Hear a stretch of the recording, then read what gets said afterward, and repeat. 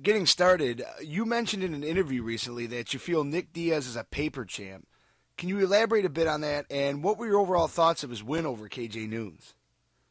Yeah, I mean, look, KJ Noons is a 155-pounder. He came up, he swole up to fight Nick Diaz because he won the damn championship belt, and KJ is a great fighter, but, let Nick just hot-shotted him until he beat him, And my thing about Nick Diaz is that he's ducked fights and he ducks fights and chooses fights that are really good for his career, so he can be the champ. That's how you become a paper champ.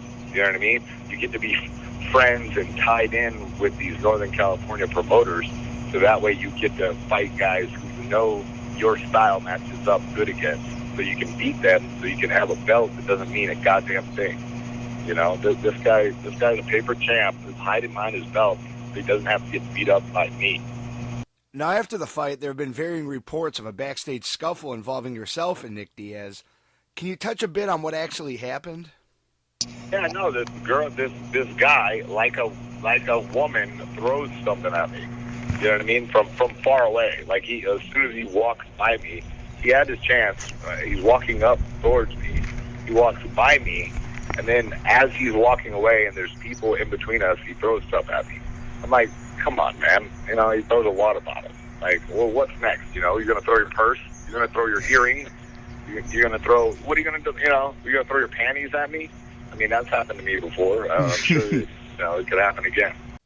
A potential fight between yourself and Nick Diaz is something fans are hoping for.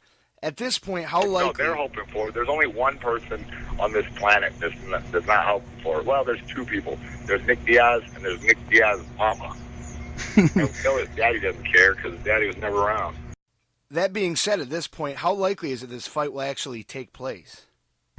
Whatever, bro. Listen. If it doesn't happen, there's only one reason that it's not going to happen. What was it like doing what Royce Gracie wasn't able to do in submitting Sakuraba in your most recent fight?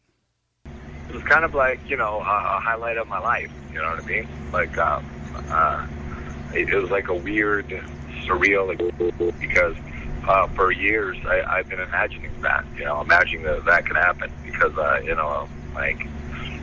always looked up to Sakuraba as a fighter and respected him, and it was like that's who I modeled my fighting style after. And when I went and submitted him like I knew that I could, it was like I don't know, it was like some kind of crazy dream land. So ironic that I fight in an organization called Dream, and that was like a dream come true. Like maybe it's not ironic. That's probably the wrong word. It's just, how about just strange? Is there any word on a possible next opponent, whether it be for Dream or for Strikeforce? No, man. I'm like, I don't think it would stand to reason that they would put me on the New Year's show, but I'm really just kind of training and working out and trying to figure out what the next move is. Now let's talk MTV's Bully Beatdown for a second. With the popularity of the show, is there a big increase in your notoriety, do you feel? And basically, are you recognized more as Jason Mayhem Miller, the Bully Beatdown host, or as the professional fighter? Well, no, I mean, absolutely. I think way more than being the Bully Beatdown. Way more being the Bully Beatdown guy, because MTV has a reach that you can't get with MMA.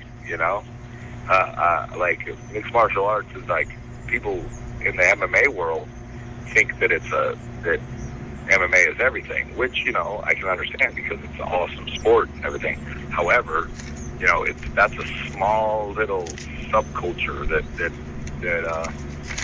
isn't the same as MTV. MTV is like everybody. I mean, hell, I grew up watching MTV all the damn time.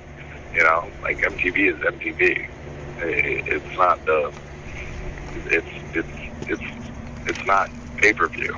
It's on almost every house that has cable has MTV. So, it's huge, and especially like this next season. This next season should be even bigger. It's the best season that we ever did. It's crazy. we give the fans everything they want. There's a girl bully. We have a girl bully fighting Michelle Watterson. We have a extra special mega douche who gets to get beat up by yours truly, Mayhem Miller. And that episode premieres on Thursday night on November 4th at 11. So it's coming up like 2 days now. And so every Thursday you're going to see a damn new bully getting their ass kicked. Do you ever find it difficult to balance your show business career with your fighting career? I mean, do the two ever clash? Not particularly. I mean, the Bully Beatdown only takes a couple weeks total to film, and then and I can train every day that I'm doing that. So if I really, if it's clashing, it's mostly my fault. At this point in my show business career, they're not colliding whatsoever. I don't have to go on like 6-8 month shoots like a movie. Not quite yet. Like we touched on earlier, now the third season of Bully Beatdown debuts this coming Thursday at 11 p.m. Eastern Time on MTV. Elaborate a little bit more on what fans can expect to see this season. Oh, man. We basically beat up the Jersey Shore. We beat up, the funnier bullies. There's one bully, he was out of his mind. He said that he wrestled. He was a wrestler. And then he had to fight Olympic wrestler Daniel Cormier. So I was like, man, this season is ridiculous. Like, just so many weird coincidences happened on the season to make the show even better than it was before. I'm just so happy to be a part of it. I feel like we're making television history. Now, who are some of the notable fighters fans can expect to see on this upcoming season? I've heard it rumored that Tyron Woodley, Eddie Alvarez, guys like that are going to be on the season. Who else can fans expect to see?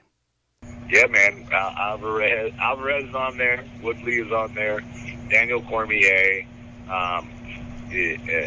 Michelle Watterson beat up a girl. And let me tell you, the fight between the cat fight was awesome.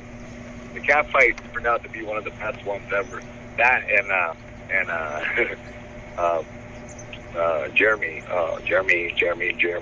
Horn. Yeah, Jeremy Horn.